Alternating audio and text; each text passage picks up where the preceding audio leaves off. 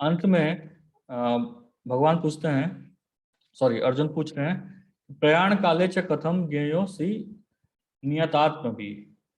अर्जुन पूछ रहे हैं जो नियत आत्मा भी हैं, जो नियत रूप से आपकी सेवा में लगे हुए हैं, भगवान की सेवा में लगे हुए हैं, वह किस प्रकार प्रयाण काल मतलब मृत्यु के समय में किस प्रकार आपको याद कर सकते हैं। तो यह 8 प्रश्न अर्जुन भगवान को पूछते हैं, एक और दो। देखिए आप सबको शायद याद ना रहे कि क्या प्रश्न पूछ रहे हैं, तो मेरी आप सबसे ये विनती रहे कि भगवत गीता आप फिर से पढ़िए। मैं ये उम्मीद करता हूँ कि आप सबके पास इस्कॉन की भगवत गीता होगी। अगर आपके पास इस्कॉन की भगवत गीता नहीं है तो मेरी विनती रहेगी कि आप पास के कोई इस्कॉन सेंटर के पास जाके एक भगवत गीता वहाँ से ले लीजिए और वहाँ से आप पढ़ सकते हैं ये सब। तो ये 8 प्रश्न अर्जुन पूछते हैं भगवान को कि ब्रह्म क्या है, अधि अधियज्ञ क्या है, अधिदेव क्या, अधिभूत क्या है, अध्यात्म क्या है, कर्म क्या है, फिर मृत्यु के समय कैसे भगवान को याद किया जा सकता है, ये सब अर्जुन भगवान को पूछते हैं। तो जो अगले जो दो श्लोक हैं उसमें भगवान जो पहले 7 प्रश्न पूछते हैं अर्जुन, वो सबका उत्तर दे देंगे। और जो आखिरी प्रश्न है कि भगवान को कैसे याद किया जाए, उसके बारे में भगवान पूरा विस्तार से चर्चा करेंगे इस अध्याय में। जो पूरा अध्याय है ये उसी के बारे में है कि अंत समय भगवान को कैसे याद किया जाए। तो देखते हैं जो दूसरा, तीसरा और चौथा श्लोक में भगवान बोलते हैं कि अक्षरम ब्रह्म परमम स्वभावो अध्यात्म उच्यते भूत भवोद्भव करो विसर्ग कर्म संगति। भगवान बोल रहे हैं अक्षरम ब्रह्म परम, जो जीवात्मा है वह ब्रह्म है।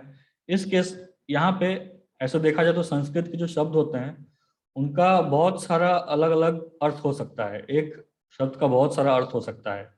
जैसे अंग्रेजी या हिंदी में भी देखते हैं कि एक शब्द का कई बार 2-3 अर्थ होता है, लेकिन जो संस्कृत होता है वहाँ पे एक शब्द का कई बार 15-20 अलग अलग प्रकार के अर्थ हो सकते हैं। तो यहाँ पर खास करके भगवान बोल रहे हैं ब्रह्म जो है वह जीवात्मा है, जो हम जीवात्मा है वह ब्रह्म है। स्वभावो अध्यात्म उच्यते, अध्यात्म क्या है, अध्यात्म जो ये भौतिक जगत है वह अध्यात्म है।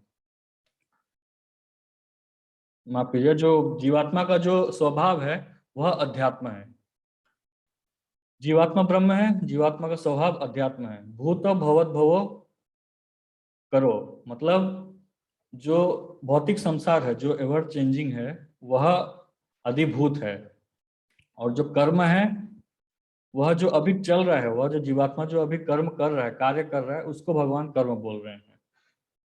उसके बाद अगले श्लोक में भगवान बोलते हैं कि अधिभूतम क्षरो भव, अधिभूतम क्षरो भव। क्षरा मतलब जो चेंज हो रहा है हमेशा। तो जो भौतिक जगत है ये हमेशा चेंज होता रहता है। आपके आसपास की चीजों को आप देखें तो वह हमेशा चेंज होता रहता है। जैसे सीजन्स हैं, ऋतु हैं, हमेशा चेंज होती रहती हैं। कुछ पेड़ पौधे आसपास के हैं वो हमेशा चेंज होते रहते हैं। कोई भी चीज बना है तो वह निरंतर उसका डिग्रेडेशन या डिकम्पोजिशन होते रहता है। तो वैसे ही आसपास जो भी हमारी चीजें हैं वो चेंज होती रहती हैं। तो भगवान बोल रहे हैं अधिभूत क्या है, क्षरोभव, चेंजिंग मेटेरियल नेचर। जो आस हमारे जो आजू बाजू जो मेटेरियल नेचर है उसको अधिभूत बोल रहे हैं। उसके बाद भगवान बोल रहे हैं पुरुषस च अधिदेव देवताम। भगवान बोल रहे हैं अधिदेव क्या है, अधिदेव जो है ये भगवान का विश्व रूप है। उस विश्व रूप में सारे देवी देवता सब कुछ आ जाते हैं। तो भगवान बोल रहे हैं जो विश्व रूप है वो अधिदेव है। और अधियज्ञ कौन है, अधियज्ञ भगवान बोल रहे हैं अधियज्ञ का अर्थ होता है कि सारे यज्ञों के स्वामी। अधियज्ञ, अधियज्ञ कौन है, वह स्वयं भगवान कृष्ण है। अधियज्ञो अहम, भगवान यहाँ बोल रहे हैं देखिए अधियज्ञो अहम एवात्र देहे देह भृतम वरा। तो ये 6 प्रश्नों का उत्तर हो गया अधियज्ञ तक। उसके बाद भगवान बोल रहे हैं एवात्र देह देह भृतम वरा, मतलब मैं हर जीवात्मा के अंदर परमात्मा के रूप में रहता हूं। तो यहां तक भगवान ने अर्जुन के 7 प्रश्नों का उत्तर दे दिया। तो इसको और डिटेल में आप जानना चाहते हैं तो इसका ट्रांसलेशन पढ़िए, इसका परपट पढ़िए। क्योंकि हम समरी के बारे में चर्चा कर रहे हैं भगवद गीता का, इसलिए हम इसके डिटेल्स में नहीं जा रहे हैं। आपको प्रश्न है तो आप निश्चय ही बाद में व्हाट्सएप में पर्सनली या फिर ग्रुप में भेज सकते हैं, लेकिन फिलहाल हम एक समरी के रूप में जा रहे हैं। आपको डिटेल में चर्चा करना हम निश्चय कर सकते हैं बाद में। इसके बाद जो आखिरी प्रश्न है अर्जुन का, इसके ऊपर पूरा अध्याय है, 8वां अध्याय। इस जो आखिरी प्रश्न है, 8वां प्रश्न है, उसके ऊपर पूरा अध्याय है। अर्जुन क्या पूछते हैं कि मृत्यु के समय कैसे भगवान को याद किया जाए। यह प्रश्न सबसे जरूरी प्रश्न है। एक योगी के जीवन में सबसे जरूरी प्रश्न होता है। एक साधारण व्यक्ति के जीवन में सबसे जरूरी प्रश्न यही होता है, क्योंकि जो व्यक्ति को समझ में आ गया है कि हम जीवात्मा हैं और हमें जन्म मृत्यु जरा व्याधि के चक्कर से निकलना है, तो जन्म मृत्यु जरा व्याधि के चक्कर से निकलने का एक ही तरीका है कि मृत्यु के समय हम भगवान को याद करें। और भगवान को याद करेंगे तो भगवान बोलते हैं, 7वें अध्याय में ही बोल रहे हैं भगवान, कि जो व्यक्ति मुझे याद करता है वो निश्चय ही मेरे धाम में वापस आता है और इस जन्म मृत्यु जरा व्याधि के चक्कर से बच जाता है। तो भगवान बोलते हैं 5वें श्लोक में, तो यहाँ पे हमारा पहला सेक्शन खत्म हो गया। जो मैंने बोला था,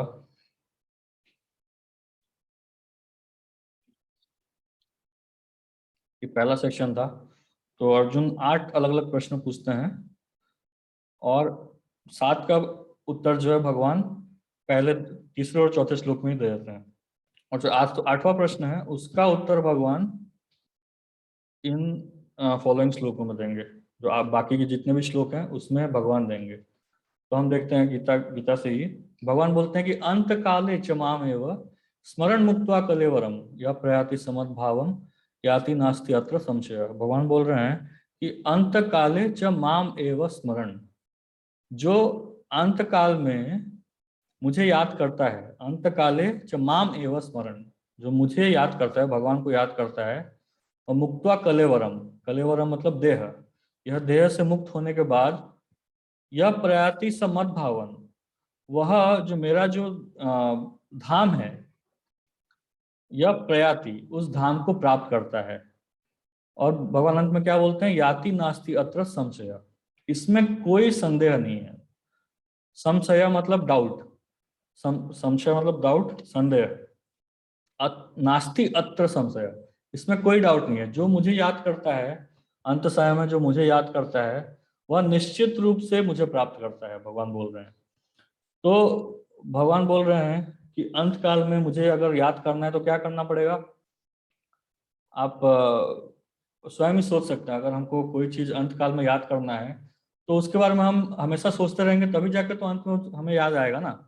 अगर हम उसके बारे में सोच ही नहीं रहे हैं जीवन भर, तो कैसे हमें याद आएगा। अगर हमने भगवान के बारे में कभी कुछ नहीं सोचा है तो कैसे हमें भगवान अंत समय में याद आएंगे। अगर हमने जीवन भर अपने बिजनेस के बारे में सोचा है या केवल अपने परिवार के बारे में ही सोचा है, तो वही लोग अंत में हमें याद आने वाले हैं। या फिर तो इसलिए जो हम अपने जीवन भर करते हैं वही हमें अंत में याद आता है। भगवान आगे बोलते हैं, फर्दर बोलते हैं कि यम यम वापि स्मरण भावम त्यजंति अंते कलेवरम तम तम एवैति कौन्तेय सदा तद्भाव भाविता।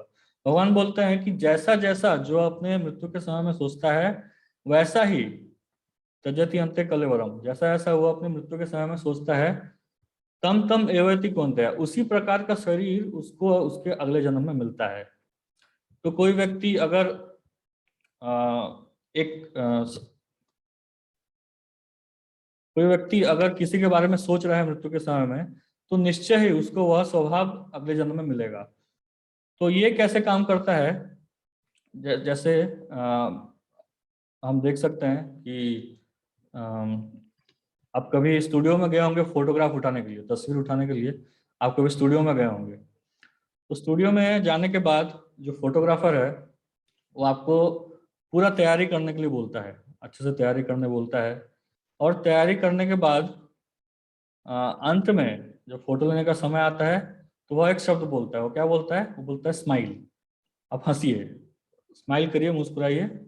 और उसके बाद आपका जो तैयारी सब कुछ, आप मेकअप वेकअप करने के बाद बाल वाल सजाते हैं, सब मेकअप करते हैं, और अंत में जब फोटो उठाने का समय आता है, तस्वीर खींचने का समय आता है, जैसे ही वो क्लिक होने वाला होता है, और क्लिक होने का समय ऐसे तो कुछ 1 सेकंड भी नहीं लगता है, लेकिन जैसे ही वो फोटोग्राफ क्लिक होने वाला होता है, तो सोचिए अगर आपके नाक में एक मच्छर आ जाता है, तो मच्छर आने के बाद आपका मुंह कैसा हो जाएगा, उसी समय फोटो उड़ जाता है।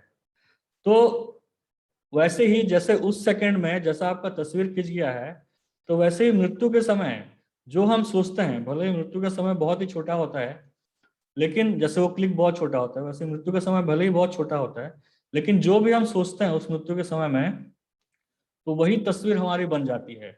अगले जन्म में हमें क्या जन्म मिलने वाला है, उसी प्रकार हमारा जन्म फिक्स हो जाता है। और भगवान के पास ऐसे 84 लाख अलग अलग प्रकार की तस्वीरें हैं। जैसा कि आप सब जानते हैं कि 84 लाख अलग अलग योनियां हैं जिसमें एक जीवात्मा जन्म ले सकता है। तो भगवान के पास ऐसी 84 लाख अलग अलग तस्वीरें हैं जो सोच सकता है व्यक्ति। तो एक बार श्रील प्रभुपाद जी, जो इस Bhagavad Gita as it is के राइटर हैं और इस्कॉन के संस्थापक आचार्य हैं, श्रील प्रभुपाद जी एक रास्ते में जा रहे थे। वहां पे उन्होंने देखा कि एक बिल्डिंग, बहुत बड़ा बंगलो खड़ा है, और उस बंगलो से एकदम लग के एक पेड़ पूरा लपेट के उसको निकला हुआ है। एक बहुत बड़ा पेड़ है, उस बंगलो को लपेट के निकला हुआ है, और बंगलो बहुत ही पुराना था। तो श्रील प्रभुपाद जी बोलते हैं, देखो ये जो पेड़ है, ये पेड़ पिछले जन्म में इस बिल्डिंग का मालिक था, और क्योंकि ये बहुत ही आसक्त है इस बिल्डिंग से, तो वापस से इस बिल्डिंग के पास ही उसको लपेट करके खड़ा होकर जन्म हुआ है ये। तो जैसा व्यक्ति सोचता है उसी जगह पे वह जन्म लेता है। तो भगवान बोलते हैं जो जैसा सोचेगा मृत्यु के समय में, वैसा ही उसको अगला जन्म मिलेगा।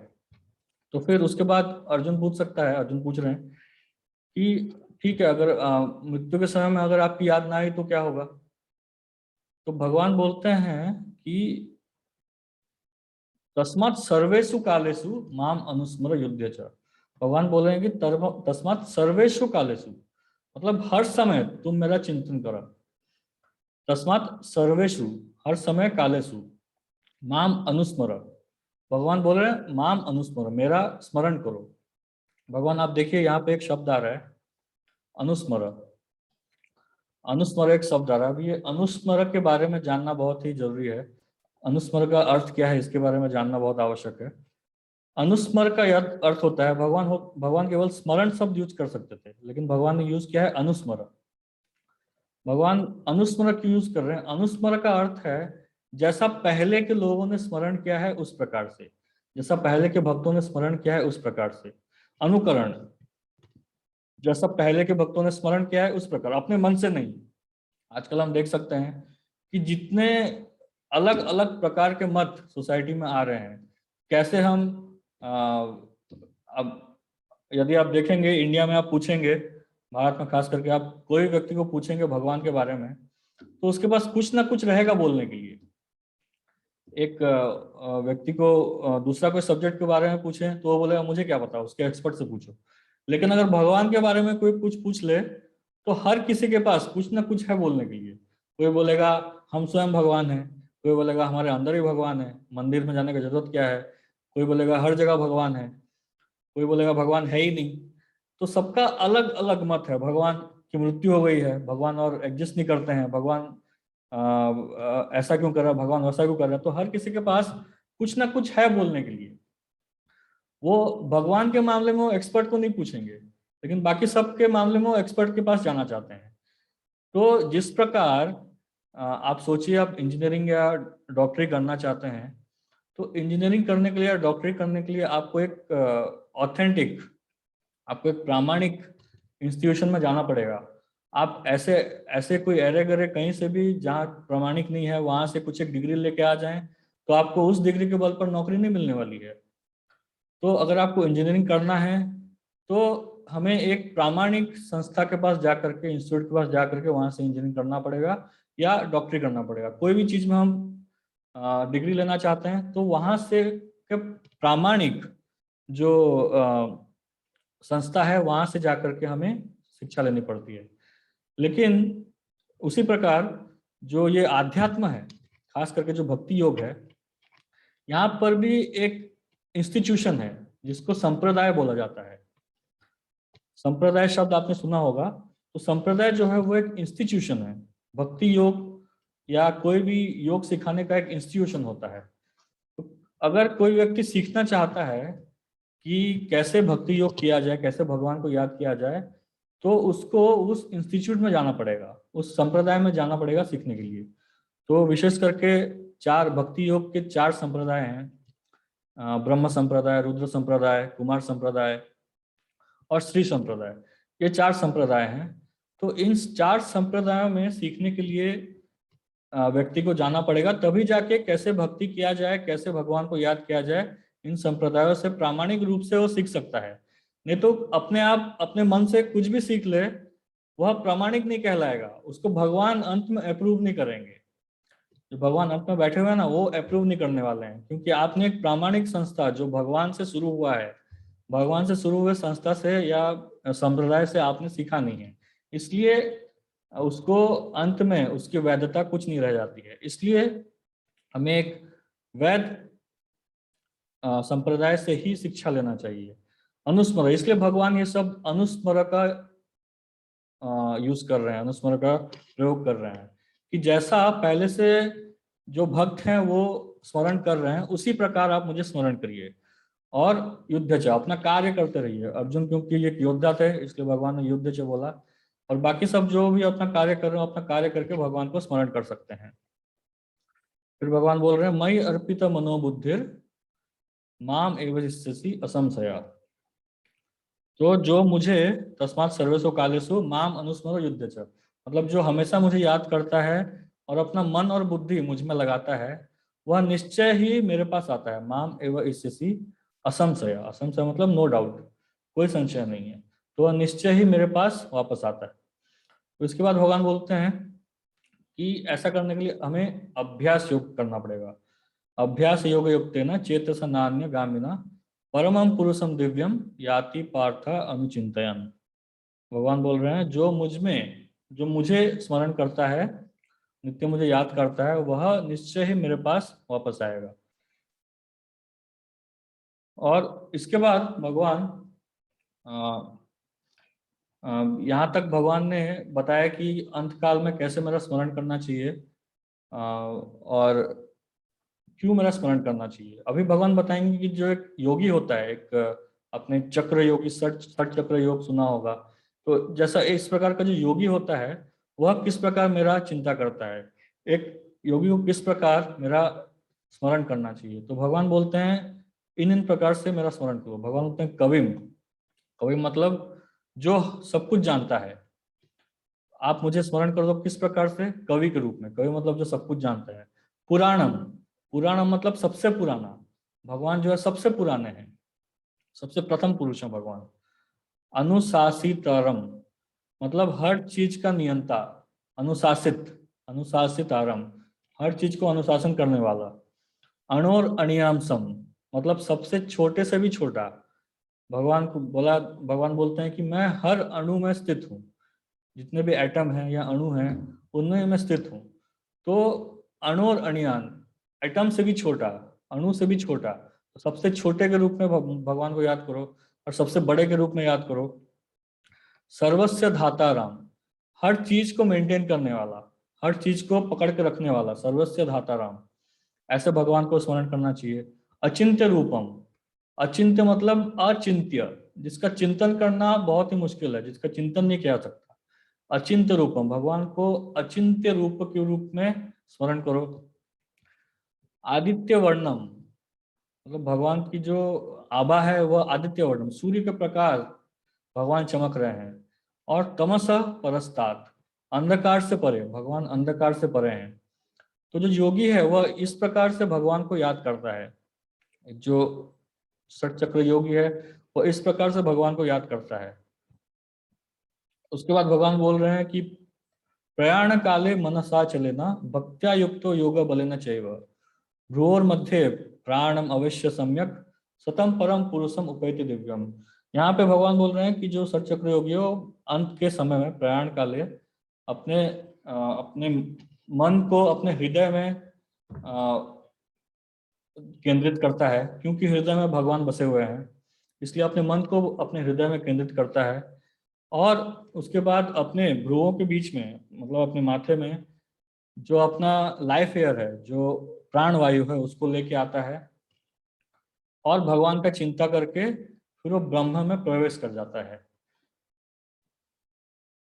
तो भगवान ऐसे एक योगी के बारे में बताते हैं कि जो योगी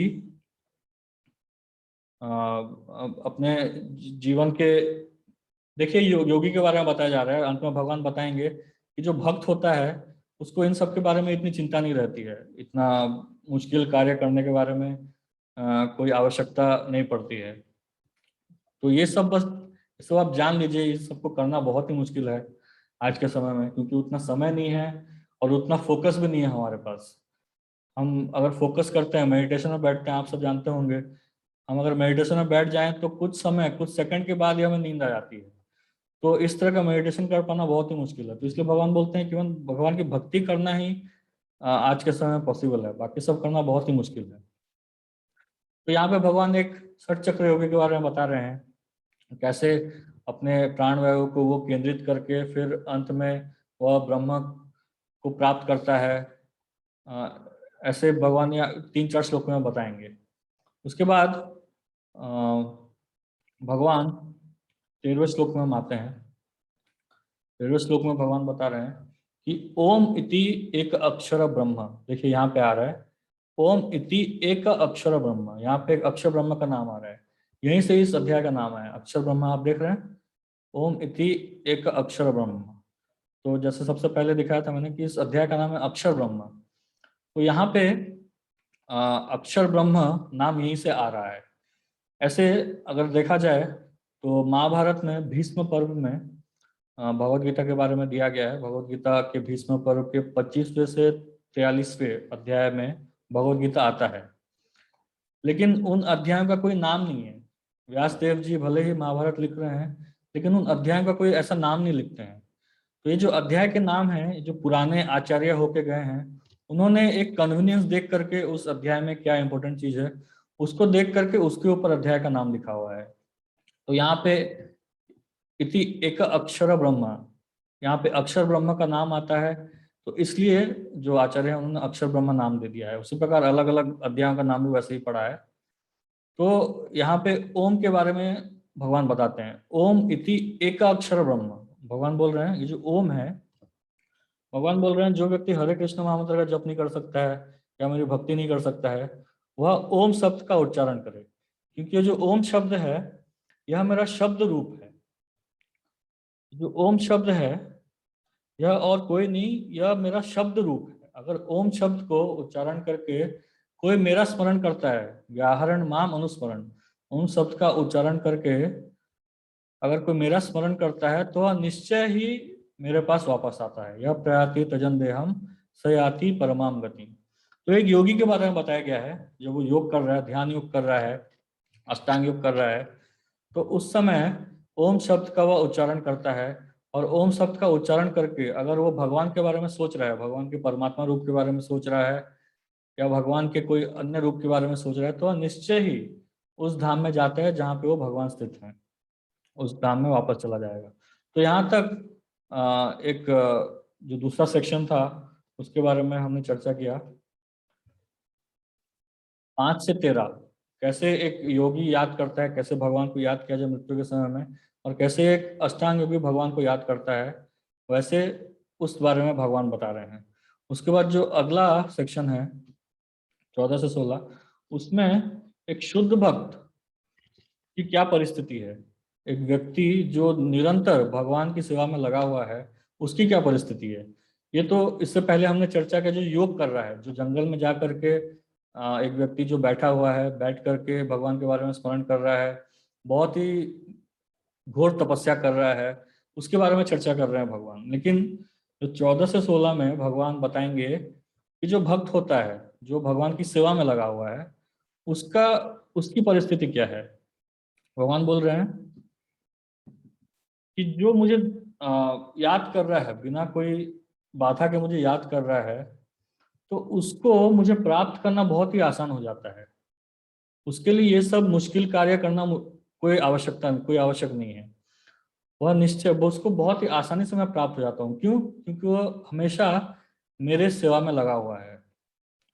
तो इसी श्लोक के तात्पर्य में देखेंगे तो श्रील प्रभुपाद जी अलग अलग एक भक्त जो होता है वो किस प्रकार से किस भाव से भगवान की सेवा करता है उसके बारे में श्रील प्रभुपाद जी बताते हैं। एक अलग अलग प्रकार के रस होते हैं, भगवान को सेवा करने के अलग अलग प्रकार के रस होते हैं। एक शांत रस होता है, उसके ऊपर दास्य रस होता है, उसके ऊपर साक्ष्य रस होता है, फिर वात्सल्य रस होता है और माधुर्य रस। ये 5 अलग अलग प्रकार के रस होते हैं जिसमें एक भक्त भगवान की सेवा करता है। तो शांत रस मतलब ऐसे भगवान के धाम में बहुत सारे पेड़ पौधे रहते हैं जो भगवान को कई फल प्रदान करते हैं, या जो पशु पक्षी होते हैं वो लोग भगवान से शांत रस में भगवान की सेवा कर रहे हैं। जो भगवान के सेवक हैं वो लोग दास्य रस में भगवान की सेवा करते हैं। जैसे हनुमान जी हैं, हनुमान जी भगवान को दास्य रस में भगवान की सेवा कर रहे हैं, हमेशा अपने आप को भगवान का दास समझते हैं। तो हनुमान जी भगवान को अपने दास, भगवान की सेवा दास के रूप में कर रहे हैं, दास्य रस में भगवान की सेवा कर रहे हैं। उसी प्रकार दास्य रस के बाद आता है साक्ष्य रस से अर्जुन है, अर्जुन भगवान के सखा हैं। तो अर्जुन भगवान की सेवा सखा के रूप में कर रहे हैं, भगवान के जो ग्वाल बाल हैं वो भगवान की सेवा एक सखा के रूप में करते हैं। उसके बाद वात्सल्य रस है, भगवान के माता पिता यशोदा, नंद महाराज, देवकी, वसुदेव, ये सब भगवान के प्रति उनका वात्सल्य है, भगवान को माता पिता के रूप में वह सेवा कर रहे हैं। उसके बाद भगवान की जो रानियां हैं या भगवान की जो गोपियां हैं वो भगवान को माधुर्य रस में सेवा करती हैं। तो ये अलग अलग प्रकार के रस होते हैं जिसमें एक भक्त भगवान की सेवा करता है। तो जो व्यक्ति भगवान की सेवा ऑलरेडी कर रहा है तो उसको पता है कि भगवान के धाम जाने के बाद भी भगवान की सेवा ही करनी है। तो इसलिए भगवान बोलते हैं कि जो व्यक्ति मेरी सेवा कर रहा है उसके लिए मुझे प्राप्त करना बहुत ही आसान है, क्योंकि उसको पता है कि अंत में आध्यात्मिक जगत में आके उसको क्या करना है उसको ऑलरेडी पता है। इसलिए जो मेरी सेवा करता है नित्य युक्त से योगिना, जो मेरी सेवा कर रहा है वो उसके लिए सुलभ, बहुत ही आसान हो जाता है मेरी भक्ति करना। उसके बाद भगवान बोलते हैं कि ऐसा जो योगी होता है, यहाँ पे ये देखिए एक बहुत ही जरूरी श्लोक है। यहाँ भगवान बोल रहे हैं माम उपत्य पुनर्जन्म दुखालय शाश्वतम। भगवान यहाँ पे ये जो भौतिक जगत है इसके ऊपर एक टैग लाइन लगा रहे हैं, इसके ऊपर एक टैग छाप के दे रहे हैं। भगवान बोल रहे हैं कि ये जो भौतिक जगत है वह दुखालयम है और अशाश्वतम है। जैसे कोई भी प्रोडक्ट हम खरीदते हैं तो उसमें टैग लगा रहता है कि वाटर रेजिस्टेंट या वाटर प्रूफ या शॉक रेजिस्टेंट, इस प्रकार से बहुत सारे अलग अलग उसमें टैग लाइन लगा रहता है। तो उसी प्रकार भगवान ने जब ये क्रिएशन किया भगवान को, सॉरी इस भौतिक जगत को, तो इस भौतिक जगत में एक टैग लाइन लगा दिया है। वो क्या है? दुखालयम अशाश्वतम। मतलब सबसे पहले तो दुख आलयम है। आलय मतलब घर, दुख का घर। यहाँ पे आपको नहीं चाहते हुए भी दुख मिलेगा ही मिलेगा। हम भले चाहे ना चाहे लेकिन दुख हमारे भाग में आने ही वाला है।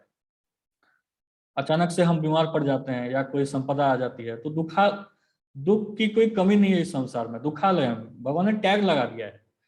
और जो दुख के बीच में जो गैप होता है, एक दुख के बाद जो दूसरा दुख आता है, उसके बीच में जो गैप रहता है उसको हम सुख के रूप में देखते हैं, उसको हम सोचते हैं कि वही सुख है। तो ये हमारी मजबूरी है या ये हमारी क्या बोलते हैं बदकिस्मती है बोल सकते हैं।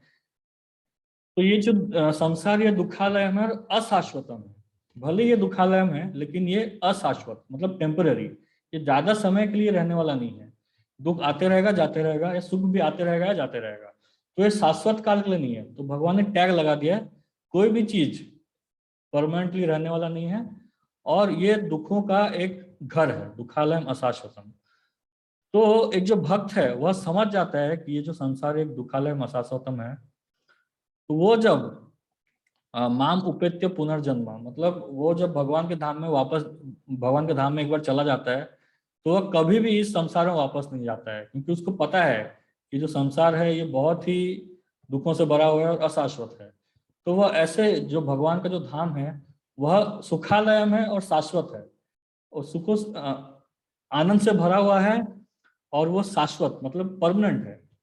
परमानेंट आनंद आपको भगवान के धाम में मिल सकता है। तो जो एक बार भगवान के धाम में जाता है वह कभी भी इस संसार में वापस नहीं आता है। भगवान बोल रहे हैं आ ब्रह्म भुवना लोका पुनर्आवर्तिनो अर्जुना, मतलब नीचे से लेकर ब्रह्मलोक तक, ब्रह्मलोक इस भौतिक जगत में सबसे ऊंचा प्लैनेट है। अगर आप देखेंगे 14, आपने सुना होगा कि 14 अलग अलग लोक होते हैं, 14 प्लैनेटरी सिस्टम्स होते हैं। तो स्वर्ग लोक, भूवल लोक, महल लोक, पाताल लोक, सूतल लोक, तो ऐसे 14 अलग अलग प्लैनेटरी सिस्टम्स हैं। इसमें जो पाताल है वो सबसे नीचे है, और ब्रह्मलोक जो है सबसे ऊपर है। तो भगवान बोल रहे हैं कि सबसे नीचे से लेकर सबसे ऊपर तक दुखों का कोई अंत नहीं है। तो ये सबको जान करके जो व्यक्ति मेरे धाम में वापस आता है, मेरे धाम में जो आता है, वह कभी भी पुनर्जन्म न विद्यते, वह कभी भी इस भौतिक जगत में वापस से जन्म नहीं लेता है। तो भगवान यहाँ पर एक भक्त की परिस्थिति बता रहे हैं कि भक्त जो है वो भगवान की भक्ति करते करते कैसे भगवान के धाम जाता है और कभी उसको वापस आने की इच्छा नहीं होती है। उसके बाद ये हमने तीसरा सेक्शन कवर किया। ये तीसरा सेक्शन है। और चौथे सेक्शन में भगवान इस भौतिक जगत और आध्यात्मिक जगत के अंतर के बारे में बताएंगे।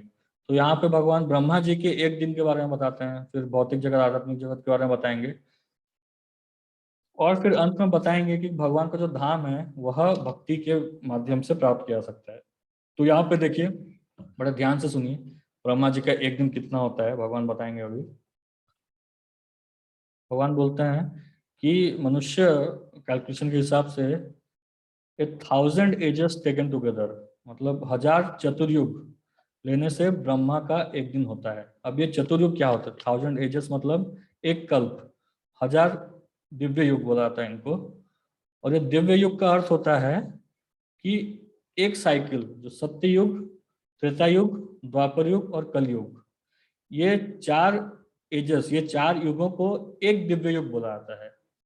और ऐसे जो 4 दिव्य युग होते हैं, ऐसे जब 1000 दिव्य युग ले लें तो उसमें ब्रह्मा जी का एक दिन होता है, मतलब 12 घंटे, ब्रह्मा के 12 घंटे। और वैसे ही ब्रह्मा जी का नाइट है, ब्रह्मा जी का रात है। तो अभी जो कलयुग है, कलयुग की अवधि शास्त्र में बताई गई है, कलयुग की अवधि है 4,32,000 साल।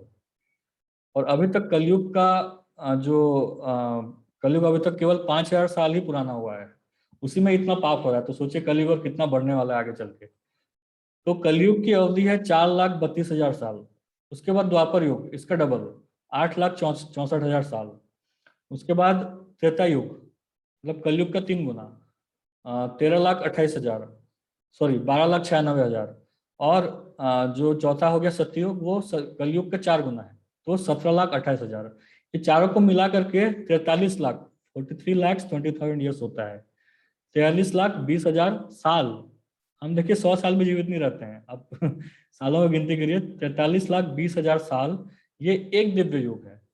तो ऐसे 1000 दिव्य युग, मतलब 43 लाख इंटू 1000, मतलब 432 करोड़, 432 करोड़ साल ब्रह्मा जी का 12 घंटा होता है। तो ब्रह्मा जी की जो आयु है वो 100 साल की है, ब्रह्मा जी 100 साल जीवित रहते हैं।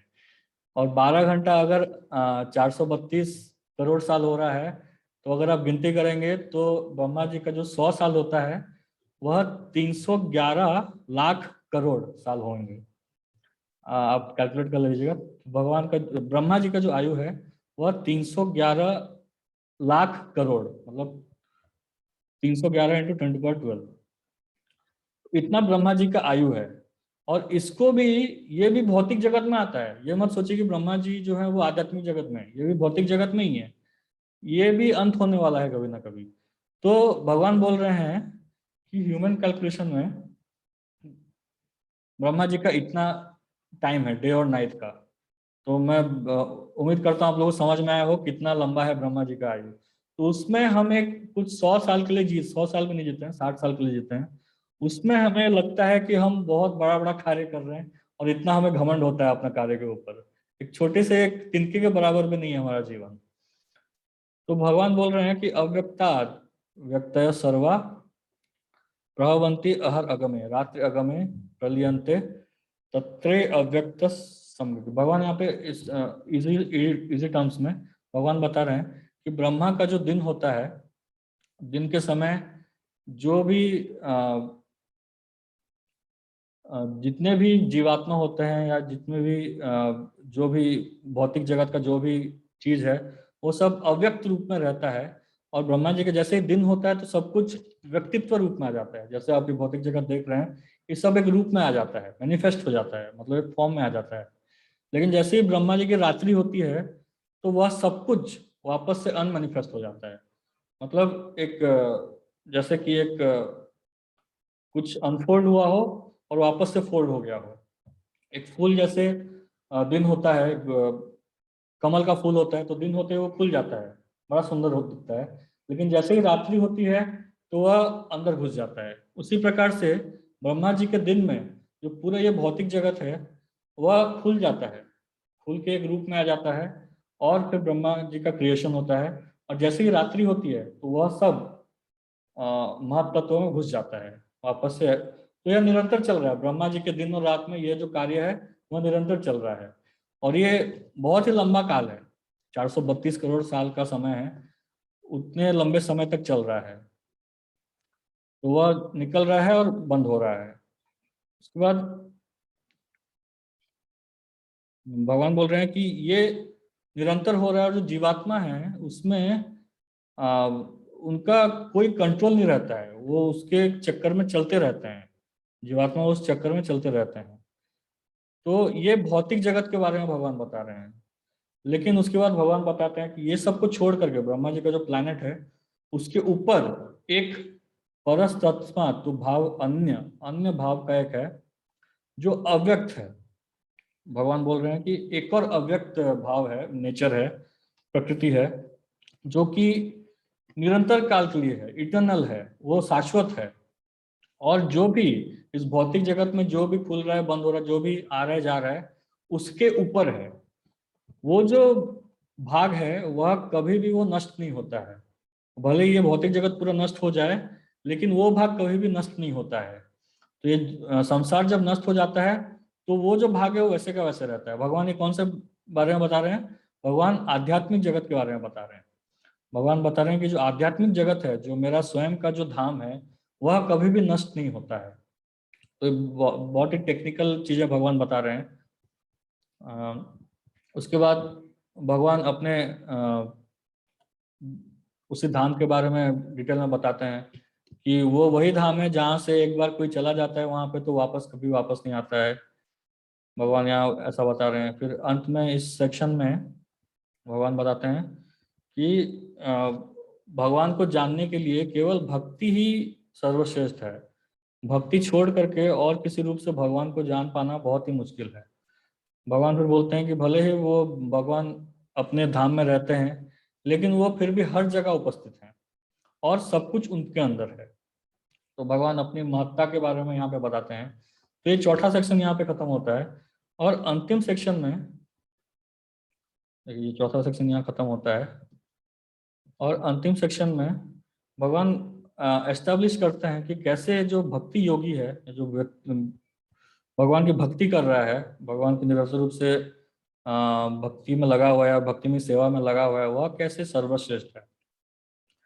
तो यहाँ पे भगवान बताएंगे कि जो जो योगी होता है, अंतिम श्लोक में हम देखेंगे, जो योगी होता है उसको पता होता है कि उसको मृत्यु किस समय में प्राप्त करनी चाहिए। देखिए, हम हमारा मृत्यु के ऊपर कोई कंट्रोल नहीं है, लेकिन जो योगी होता है, जो अष्टांग योगी, ध्यान योगी होता है, उनका अपने मृत्यु के ऊपर कंट्रोल रहता है। वो कब अपना शरीर छोड़ें, कब अपना शरीर त्याग करें, वह उनका कंट्रोल रहता है। तो उनको पता है कि किस समय में शरीर छोड़ना है। तो भगवान यहाँ बताएंगे कि कैसे एक योगी अपना शरीर त्याग करता है। तो भगवान बोलते हैं कि अग्नि ज्योतिर, मतलब जब लाइट रहता है दिन के समय में, और शुक्ल पक्ष, चंद्र के दो पक्ष होते हैं, शुक्ल पक्ष और एक कृष्ण पक्ष। जब पूर्णिमा की ओर जाते रहते हैं उसको शुक्ल पक्ष बोला जाता है, और जब अमावस्या की तरफ जाता है चंद्र तो उसको कृष्ण पक्ष बोला जाता है। तो भगवान बोल रहे हैं शुक्ल पक्ष के समय में, दिन के समय, वो भी शुक्ल पक्ष मतलब महीने के 15 दिन, और सन्मास उत्तर आयणम, उत्तरायण मतलब सूर्य जब उत्तर की ओर जा रहा हो। सूर्य उत्तर की ओर जाता है जनवरी के बाद, जनवरी के बाद सूर्य उत्तर की ओर जाना चालू करता है। जनवरी 14 मकर संक्रांति के बाद सूर्य की ओर उत्तर की ओर जाना चालू करता है, और वहीं 14 जुलाई को वो वापस दक्षिणायन करता है, दक्षिण की ओर आना वापस चालू करता है।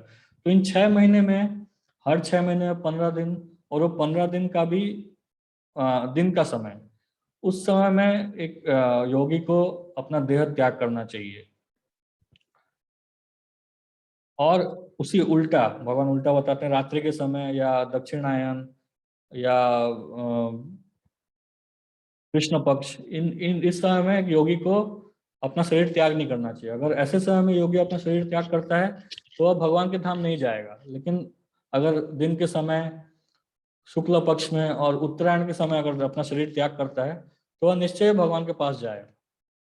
भगवान ऐसा बोल रहे हैं। लेकिन अंत में भगवान बता रहे हैं कि देखिए, वो सब कैलकुलेशन रखना बहुत ही मुश्किल है। हम साधारण लोगों के लिए ऐसा, हम कब हमारा एक्सीडेंट हो जाए, कब कोरोना वायरस हो जाए, कब हमारे सांस अटक जाए, हमको कुछ पता ही नहीं है। तो इसलिए भगवान बोलते हैं कि जो भक्त होता है उसको पता है कि ये दो अलग अलग तरीके हैं, एक दिन में और एक रात में जाने के। भले उसको पता है, लेकिन वो इस सबसे विचलित नहीं होता है। भगवान देखिए, भगवान बोल रहे हैं, भले ही भक्त जानता है इन दो रास्तों को, लेकिन फिर भी वह इन सबसे चिंतित चिंतित नहीं होता है। तो इसलिए भक्त को हमेशा भक्ति में ही फिक्स रहना चाहिए। ये सब ज्ञान प्राप्त करने के लिए अच्छा है। कोई अगर हमसे डिबेट करता है तो उसको डिबेट में हम उसको बता सकते हैं, हमारे कन्विक्शन के लिए ये सब अच्छा है। लेकिन अल्टीमेटली हमें ये सबसे विचलित नहीं होना चाहिए। हमें निरंतर भगवान की भक्ति में स्थित रहना चाहिए। भगवान यहाँ पे ये बोल रहे हैं।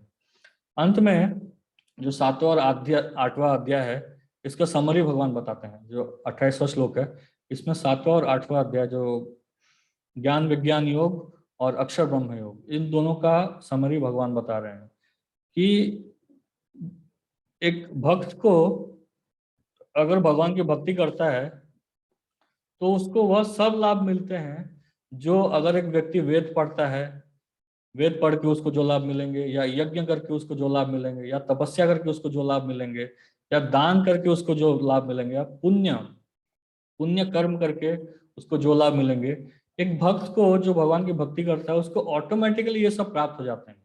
उसको अलग से कुछ करने की आवश्यकता नहीं है।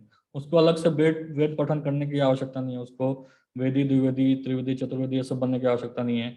उसको अलग से यज्ञ करने की कोई आवश्यकता नहीं है, जो बहुत सारा धुआं निकलता है यज्ञ में, वैसे कुछ यज्ञ करने की आवश्यकता नहीं है। उसे अलग से कोई बहुत बड़ी बड़ी तपस्या करने की आवश्यकता नहीं है।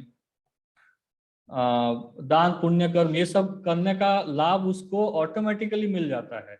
एक भक्त जो अगर भगवान की भक्ति करता है, अत्यति सर्वमिदं विदित्वा योगी परम स्थानम उपैति च अद्यम, केवल भगवान की भक्ति करने से ही वह ये सब प्राप्त कर लेता है और अंत में मेरे धाम में वापस आ जाता है। तो भगवान अंत में यही बता रहे हैं कि कोई अगर मेरी भक्ति करता है तो वह सर्वश्रेष्ठ है। उसको बाकी सब करने की कोई आवश्यकता नहीं है। देखिए, बाकी सब जो है वो स्टेप्स है, एक स्टेप बाय स्टेप आप जाएंगे, लेकिन जो भक्ति होगी वो एक लिफ्ट के समान है। वो आपको बहुत जल्दी भगवान के धाम में ले जाएगी। मतलब भगवान के पास, भगवान को दर्शन बहुत ही जल्दी आप भक्ति योग से कर सकते हैं। भगवान स्वयं बोल रहे हैं यहाँ पे, देखिए भगवान भक्ति शब्द का प्रयोग भी करते हैं। बहुत सारे अलग अलग दार्शनिक हैं जो ये बोलते हैं कि कहाँ पे लिखा है, कहाँ भगवान बोल रहे हैं कि मेरी भक्ति करने से मुझे भगवान को प्राप्त कर लूंगा। लेकिन भगवान यहाँ स्वयं बता रहे हैं कि जो मेरी भक्ति कर रहा है उसके लिए बहुत ही आसान हो जाता है, मुझे प्राप्त करना बहुत ही आसान हो जाता है, लेकिन बाकी सबके लिए बहुत ही मुश्किल है। तो यहाँ पे हम विराम देते हैं इस अध्याय में। आप लोगों का कोई प्रश्न है तो आप अनम्यूट करके पूछ सकते हैं। बहुत बहुत धन्यवाद।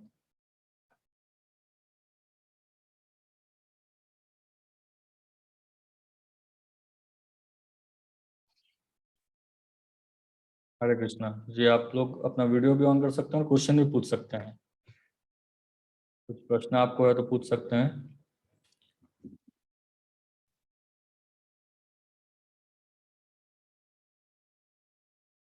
जी बताइए, आपने हाथ उठाया सुन। हरे कृष्णा प्रभु जी, दंडवत प्रणाम।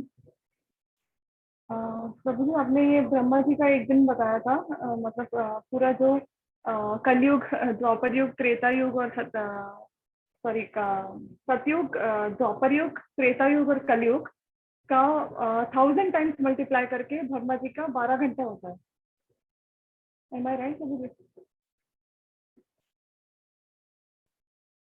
हेलो,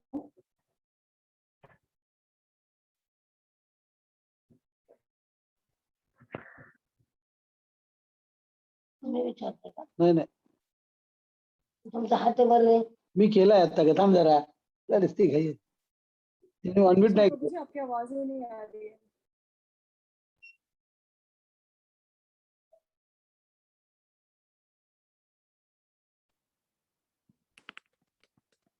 हरे कृष्णा।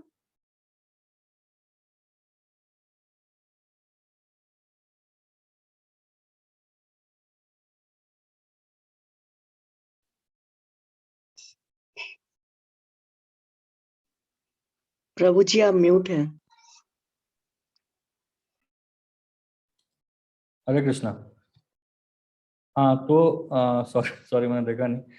तो 17वां श्लोक में ब्रह्मा जी बता रहे हैं, भगवान बता रहे हैं कि ब्रह्मा जी का एक दिन कितना बड़ा होता है। आप देख सकते हैं उसको गीता में। हरे कृष्ण प्रभु जी, मैं एक्चुअली लॉग आउट हो गई थी, मेरे हाँ को तो पता नहीं। आप 8.17 आप देख सकते हैं माता जी, 8.17। 8.17 ठीक है। हाँ, उसमें आपने जो बोला सही है, आप उसको और क्लियरली पढ़ सकते हैं। एक कल्प बोलेंगे ना प्रभु जी, एक कल्प मतलब चारों को, चारों युग मिला के एक कल्प होता है और इंटू 1000। नहीं नहीं, एक 4 युग मिला करके एक दिव्य युग होता है, और अच्छा। ऐसे 1000 दिव्य युग को एक कल्प बोला जाता है। ब्रह्मा जी का एक दिन एक कल्प होता है। हाँ जी ठीक है प्रभु जी, धन्यवाद। हरे कृष्ण। हरे कृष्णा स्वामी जी। जी बोलिए।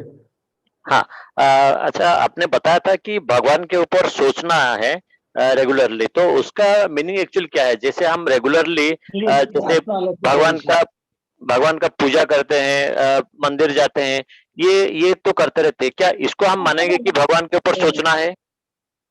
जी मैंने बताया कि भगवान का स्मरण करना, भगवान का स्मरण करने में ये सब कुछ आता है। भगवान का हरे कृष्ण महामंत्र जप करना, भगवान का स्मरण करना है। जैसे ये भगवद गीता के ऊपर हम चर्चा कर रहे हैं, तो ये इसमें भी हम भगवान को याद कर रहे हैं ना, भगवान के बारे में चर्चा कर रहे हैं तो भगवान को याद कर रहे हैं।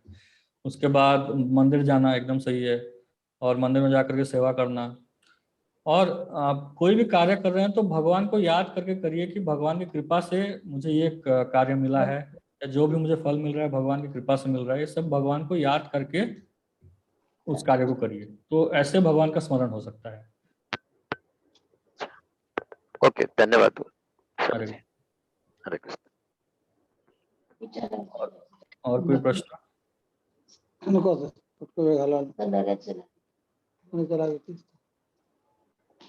त्याचं लावून ठेवूया बरं.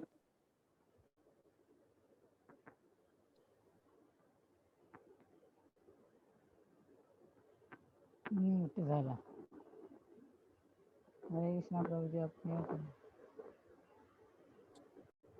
हरे कृष्णा, एक अनाउंसमेंट है आप सबके लिए।